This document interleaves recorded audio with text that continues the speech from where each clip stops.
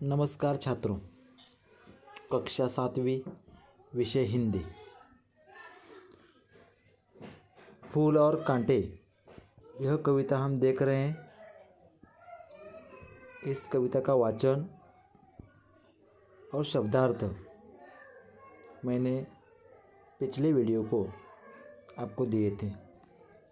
आज हम इस कविता का सरल अर्थ देखने वाले हैं। ध्यान से सुनिए। चलो तो शुरू करते हैं। फूल और कांटे, अयोध्या सिंह उपाध्याय हरिऔध, इनकी सुंदर कविता आज हम देखने वाले हैं। मैं कविता का पढ़ाई और उसका अर्थ बता रहा हूँ। है जन्म लेते जगह में एक ही पौधा उन्हें है पालता।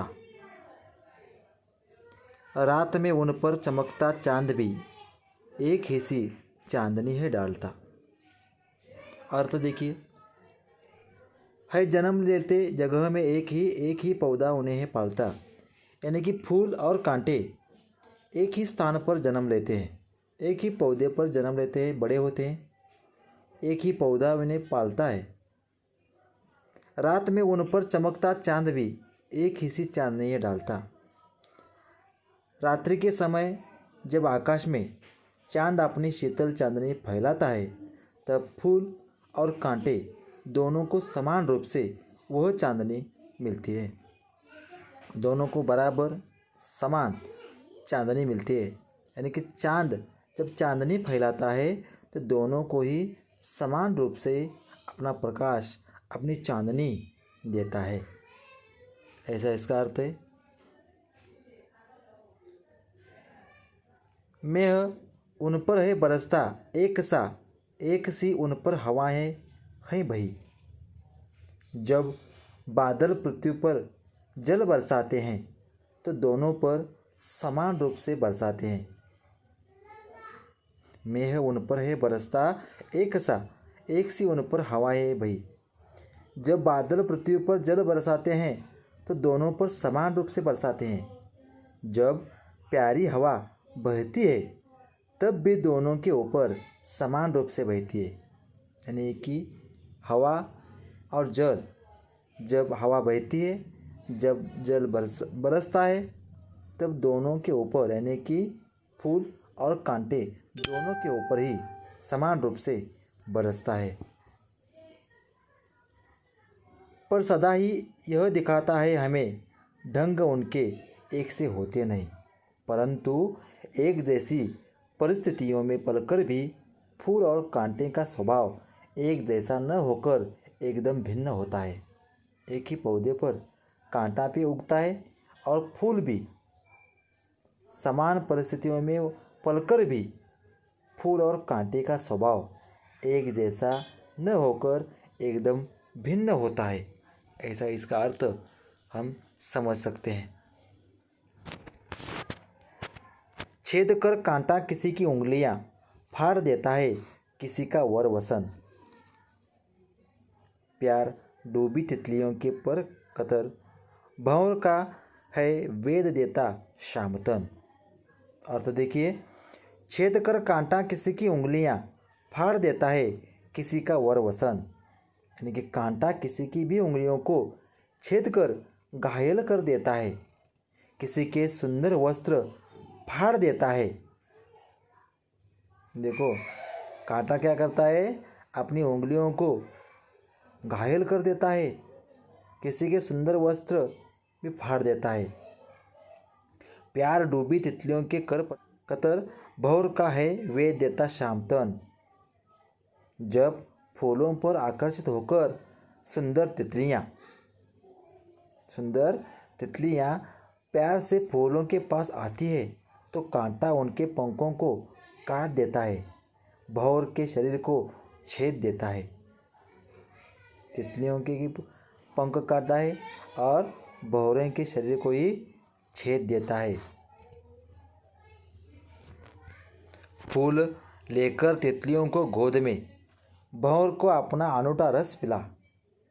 निज सुगंध और निराले रंग से है सदा देता कली जी की खिला। दूसरी ओर फूल तितलियों को प्यार से अपनी गोद में जगह देता है। कांटा क्या करता था कि अपनी उंगलियों को काटता है, तितलियों के पंखों को भी काटता है और भंवरों के शरीर को भी छेड़ता है। लेकिन फूल लेकर तितलियों को गोद में भंवर को अपना अनूठा रस पिला। दूसरी ओर फूल तितलियों को प्यार से अपनी गोद में जगह देता है, भंवरों को अपना रस पिलाता है। निज सुगंध और निराले रंग से है सदा देता कलीजी की खिला।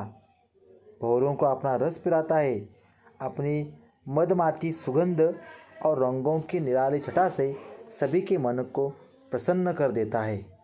फूल भगवान के चरणों में चढ़ा जाता है, लेकिन कांटा कोई भी पास नहीं रखता।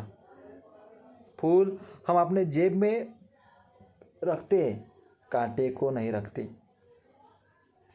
इस प्रकार यहाँ पर इसका अर्थ हम समझ सकते हैं। है खटकता एक सबकी आंख में, दूसरा है सोता सुरशीस पर। अपने व्यवहार के कारण कांटा सबकी आंखों में खटकता है, क्योंकि कांटा छेदने का काम करता है और फूल दूसरों की सेवा करने का काम करता है। यहाँ पर कांटा सबकी आंखों में खटकता है, दूसरा सोता सुरशीस पर, जबकि फूलों को देवताओं के शीश पर चढ़ाया जाता है। एक खटकता है और दूसरे को देवताओं के शीश पर यानी कि सिर पर चढ़ाया जाता है। किस तरह कुल की बड़ाई काम दे जो किसी में, यदि हमारे अच्छे काम न हो तो हमारा उच्च कुल में जन्म लेना हमारे किसी काम का नहीं है। किस तरह कुल की बड़ाई काम दे जो किसी में हो बड़प्पन की कसर, यदि हमारे काम अच्छे न हो तो हमारा उच्च कुल में जन्म लेना हमारे किसी काम का नहीं है। हम किसी राजा के न बेटे हो, अगर हम अच्छा स्वभाव से नहीं है, अच्छा काम नहीं करते हो, तो आपका उच्च कुल कोई मायने नहीं रखता, कोई आपका बड़प्पन सिद्ध नहीं करेगा। आप जैसे परिस्थिति में हो, जिस प्रकार बढ़ रहे हो, उसी में आप अच्छे हो, दूसरों के लिए मदद करते हो, दूसरों के लिए आप उपयोगी पड़ते हो, तो आपका कुल बहुत ही ऊंचा हो जाएगा। यहाँ पर इस कविता के माध्यम से फूल और कांटे के माध्यम से व्यक्ति के व्यवहार के विषय में बताया गया है। आपके आसपास अनेक व्यक्ति होंगे, हर एक व्यक्ति का स्वभाव निराला होगा। अगर आपका व्यवहार उचित नहीं है तो आपकी कुलीनता या उच्चता समाज में सम्मान नहीं दिला सकती। अगर आपको समाज में सम्मान चाहिए तो आपका बर्ताव, आपका व्यवहार अच्छा ही होना चाहिए। इस प्रकार इस कविता का अर्थ हम समझ सकते हैं। इस कविता के ऊपर मैंने समझा, इस कविता के माध्यम से आपने क्या समझा यह लिखिए। साथ ही साथ यहाँ पर बताओ तो सही तुम्हें कौन सा फूल पसंद है, क्यों। निम्नलिखित मुद्दों के आधार पर बताओ। फूल का नाम, फूल का उपयोग, फूल का नाम बताइए पहले और उसका उपयोग और उसकी गंध किस प्रकार है, आप लिख सकते हो। नए शब्द पढ़ो और पाठ करो। खोजबीन, आसपास के पेड़ पौधों के नामों का वर्गीकरण करो। छोटे पेड़, थोड़े से मध्यम पेड़ और बड़े पेड़ कौन से, उनका वर्गीकरण आप यहाँ पर कर सकते हो। संकेत स्थल पर जाकर महाराष्ट्र राज्य के खादी ग्रामोद्योग की जानकारी पढ़ो और मुद्दों के आधार पर भाषण तैयार करो।